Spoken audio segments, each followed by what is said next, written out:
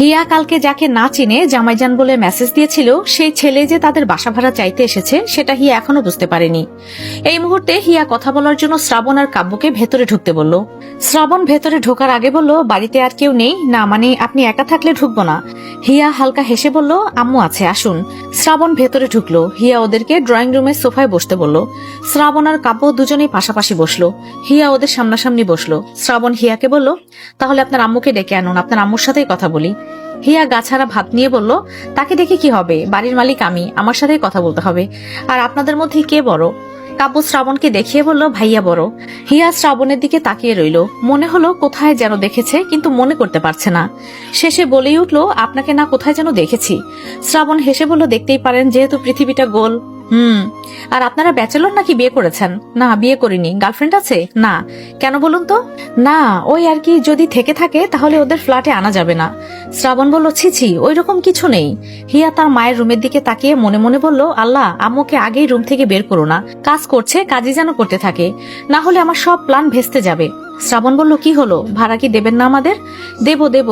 আর শুনুন, আপনাদেরকে আগেই বলে দেই, এখানে থাকতে হলে কিছু শর্ত বা নিয়ম আছে। যেমন, রাত 9টার পরে বাড়িতে ঢোকা যাবে না, কোনো ঝামেলা করা যাবে না। আর যেহেতু ব্যাচেলার আপনারা দুজনেই, সেক্ষেত্রে কোনো মেয়ে তো এলাউই না। শ্রাবণ গলার কণ্ঠটা মলিন করে বলে উঠল, ঠিক আছে, আমরা এই নিয়মের বাইরে যাব না। এবার বলুন, ভাড়া কত রাখবেন? ভাড়ার কথা পরে বলি, আগে বলুন আপনারা কয়টা রুম নেবেন? পুরো ফ্ল্যাটটাই ফাঁকা, সব মিলিয়ে 3টা bedroom, dining space, living space, kitchen সবই আছে। শ্রাবণ বলল, 2টো রুম লাগে দুজনের, আবার আমরা কেউই শেয়ার করে থাকতে পারবো না, বলতে গেলে পুরো ফ্ল্যাটটাই নেব। ঠিক আছে, তাহলে কয় মাস থাকবেন? শ্রাবণ মুখের কোণে বাঁকা হাসি ফুটিয়ে বলল, সারা বছর থাকলে কি সমস্যা? হিয়া ভুরু কুচকালো, মানে? আরে এই মাসটাই। ও, তাহলে পুরো ফ্ল্যাটটা মিলে 55,000 টাকা ভাড়া দিয়েন। কাব্য উঠে দাঁড়িয়ে বলল, কি বলছেন, এত কেন? 10,000 টাকাই বেশি চাইছেন কেন? দারোয়ানকে জিজ্ঞাসা করেছিলাম, সে বলেছে 45,000-এ হয়ে যাবে। আর এখন ফাইজলামি করেন? আমাদের এত বড় বাড়ি থাকতেও আপনার এখানে থাকতে এসেছি, এটাই আপনার ভাগ্য। শ্রাবণ রেগে গেল। যত টাকাই হোক না কেন ও এখানে থাকতে রাজি। আর কাব্যকেই এত কথা বলতে হবে কেন? টাকা কি কমাচ্ছে নাকি? তাও এ কথা বলতে হবে ওর? শ্রাবণ কাব্যর দিকে তাকিয়ে চুপ থাকতে ইশারা করলো।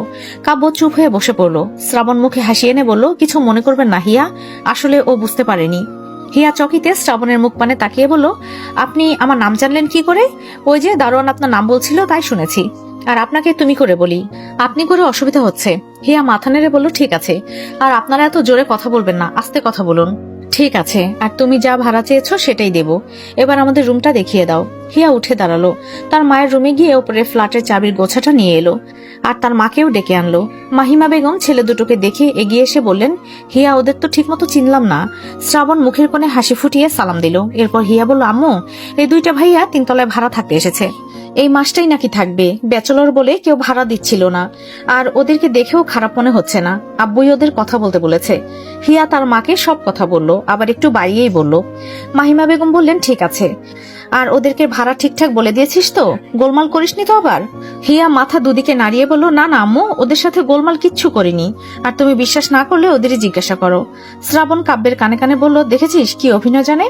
কাব্যর মনে চাচ্ছে সব বলে দিতে, আর বড় ভাইয়ের জন্য কিচ্ছু বলতে পারছে না। আল্লাহ ভালো জানে এখানে কেন এসেছে। মাঝখান থেকে ওদের টাকাটাই জলে চলে গেল। যতই ধনী হোক, বসে থেকে এতগুলো টাকা দেওয়ার কোনো ইচ্ছেই নেই। মাহিমা বেগম নিজের রুমে চলে গেলেন, আবার ফিরেও এলেন একটা বড় ব্যাগ নিয়ে। সেটা হিয়ার হাতে ধরিয়ে দিয়ে বললেন, ওদের রুমটা দেখিয়ে দে, আর এখানে নতুন বেডশিট পর্দা আছে, সেগুলো গুছিয়ে দিয়ে আয়। শ্রাবণ হালকা হেসে আন্তরিকতার সাথে বলল, আন্টি, এগুলো আমাদের দিন, আমরা করে নেব। মাহিমা বেগম হেসে বললেন, না বাবা, এগুলো হিয়াই করুক। আসলে গত মাসে যারা চলে গিয়েছে তারপর পুরো ফ্ল্যাটটা ধুয়ে পরিষ্কার করে রাখা হয়েছে ঠিকই, কিন্তু নতুন বেডশিট আর পর্দাগুলো লাগায়নি। যা হিয়া, ওদের নিয়ে যা। হিয়া ব্যাগটা হাতে নিয়ে শ্রাবণ আর কাব্যকে সাথে যেতে বলল। শ্রাবণ যাওয়ার আগে মাহিমা বেগমকে সালাম দিয়ে চলে গেল। মাহিমা বেগম শ্রাবণ আর কাব্যর ব্যবহার দেখে সত্যি খুশি হলেন। কাব্য নিজের লাগেজ নিয়ে উপরে আস্তে আস্তে হাঁপিয়ে গিয়েছে। শ্রাবণ হিয়ার পেছনে পেছনে রুমে ঢুকে গেল। নিজের লাগেজটা রেখে ড্রয়িং রুমে আয়েশি ভঙ্গিতে বসে পড়ল। হিয়া ততক্ষণে 2টো রুমের বেডশিট, বালিশের কভার, পর্দাগুলো লাগিয়ে দিল। সবকিছু ঠিকঠাক করে নিয়ে শ্রাবণের সামনে এসে বলল, শুনুন, আমাদের যা করণীয় তা করে দিয়েছি, আর কাজের লোক এসে রান্নাবান্না যা করার করে দিয়ে যাবে। আর হ্যাঁ, যে শর্তগুলো দিয়েছি মনে থাকে যেন। থাকবে। তা তুমি চলে যাবে নাকি এখন? পাশ থেকে কাব্য বলে উঠল, আপু, ভাড়াটা কি কম নেওয়া যায় না? হিয়া মাথা নাড়িয়ে বলল, না, আপনাদের ভাড়া দিয়েছি এই অনেক, অন্য কোনো বাসা হলে ডাবল দিলেও আপনাদের ভাড়া দিত না। কাব্য বলল, কেন দিত না? কারণ আপনারা ব্যাচেলর। আর 10,000 টাকা কেন বেশি চেয়েছি জানেন? কেন আপু? এই যে আপনাদের সাথে কথা বলে ভাড়া পাকাপাকি করে দিলাম, এতে আমারও তো কিছু লাভ করতে হবে নাকি? আর যেহেতু সামনে ঈদ। কাব্য গোল গোল চোখে তাকিয়ে রইল, তারপর চলে গেল ভেতরের রুমে। এদিকে শ্রাবণের কোনো হেলদোল নেই, ফোনে মনে হয় কিছু দেখছে। হিয়া তখনও শ্রাবণের দিকে তাকিয়ে মনে করার চেষ্টা করলো কোথায় যেন দেখেছে। এরপর চলে যেতে নিল। শ্রাবণ উঠে দাঁড়িয়ে হিয়ার সামনে দাঁড়িয়ে বলল, কোথায় যাচ্ছ বৌজান? হিয়া তড়িৎ চোখে তাকালো।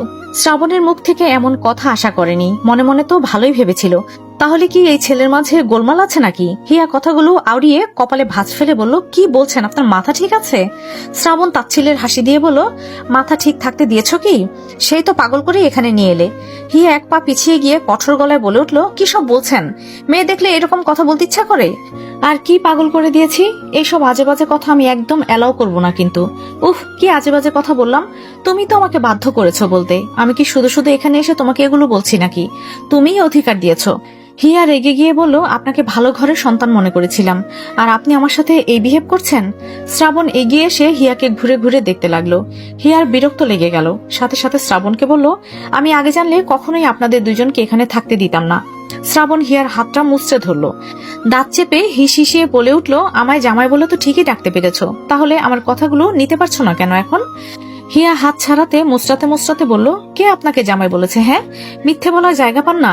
শ্রাবণ হাত ছেড়ে দিয়ে নিজের ফোন বের করে হিয়াকে দেখালো। হিয়া নিজের লেখা মেসেজটা দেখে ভয়ার্ত চোখে তাকালো। শ্রাবণ হেসে বলল, বৌজান, চিনতে পেরেছো কি আমাকে? আমি তোমার হাতের শরবত খেতে এসেছি, খাওয়াবে না আমায়? আর তোমায় নিতেও এসেছি, যাবে না আমার সাথে? হিয়া ভয় পেল ঠিকই, কিন্তু দমে গেল না। বলল, শুনুন, আমি অস্বীকার করব না যে ওই মেসেজটা আমার না, ওটা আমারই। আসলে বান্ধবীদের সাথে ট্রুথ অর ডেয়ার খেলতে গিয়ে আপনাকে মেসেজ দিয়েছিলাম, এতে সিরিয়াস হবার কিছু নেই। শ্রাবণ বলল, কিন্তু আমি তো সিরিয়াস ভেবে নিয়েছি বৌজান, আর সিরিয়াস ভেবেই এত শত কাজ ফেলে তোমার জন্য এখানে এসেছি। হিয়া সাথে সাথে মুখের ওপর বলে দিল, তাহলে চলে যান। শ্রাবণ হিয়ার হাত ধরে নিজের মুখোমুখি করে বলে উঠল, চলে যাওয়ার জন্য তো আসিনি। হিয়া কিছু বলবে, ঠিক তখন বাইরে থেকে হিয়ার মা ডেকে উঠলেন, হিয়া, হিয়া, ওপরের কাজ হয়েছে? হিয়া গলা উঁচিয়ে বলল, আসছি আম্মু। হিয়া হাত ছাড়ানোর জন্য ছটফট করতে লাগলো, ব্যথাও পায়। শ্রাবণ তবু হাত ছাড়ছে না। হিয়া রেগে গিয়ে বলল, হাত ছাড়ুন, না হলে বাসা ভাড়া দেব না। শ্রাবণ ডোন্ট কেয়ার ভাব নিয়ে বলল, তুমি ভাড়া দিলেই কি আর না দিলেই কি, আমাকে বের করতে পারবে না। এসেছি যখন, তোমাকে নিয়েই ফিরবো। আর এখনকার মতো ছেড়ে দিলাম, তবে সন্ধ্যায় শরবত বানিয়ে দিয়ে যেও। টেস্ট করতে চাই তোমার হাতের শরবত কেমন হয়। আর যেহেতু বলেছো শরবত প্রতিটা দিনই খাওয়াবে, তাহলে আজ থেকে স্টার্ট করো বৌজান। আর যদি উপরতলার শরবত না আসে, তাহলে কিন্তু তোমায় ধরে নিয়ে এসে শরবত বানাতে বলবো। বলেই হাত ছেড়ে দিল। হিয়া হাত ছাড়া পেয়ে রুম থেকে বেরিয়ে যেতে যেতে বলল, অসভ্য লোক, মেয়ে মানুষ দেখলেই হাত ধরতে মন চায়। কেন যে মেসেজ দিয়েছিলাম, এখন কঠিনভাবে ফেসে গেছি। যে করেই হোক ওদের থাকতে দেওয়া যাবে না।